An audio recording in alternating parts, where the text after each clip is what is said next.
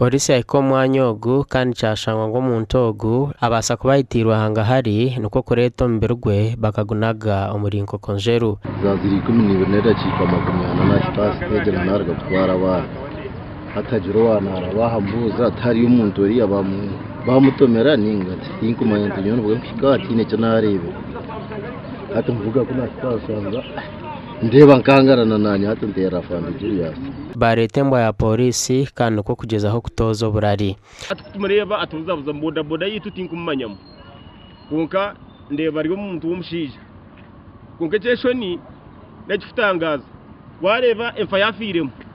akadeya no kana sokisiziti ukareba kitera hariya ukareba maiteheri to kikoreka tari nkoto mirwe ari nkoyisubwa kareto kanagwaho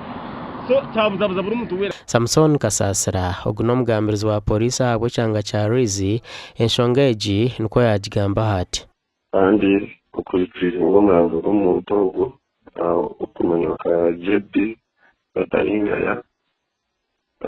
ubashangira ine esabo amutwe namukono no burukendekere somstemereza ngo nasaboritire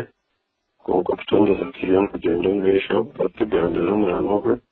tukutenda regional referral hospital umucyare kwa postmortem after kugenda ngesho. Polisi birene manyangu kamera ahachombeko cha QC Hotel zibasa kubana zikora bitcanya ngwezo kamera tizakatanchire korwa prisioni naye tuina kamera ne kamera zibadde zinabatandika kulaba gasha kwa Fred tuliyachira Kabango.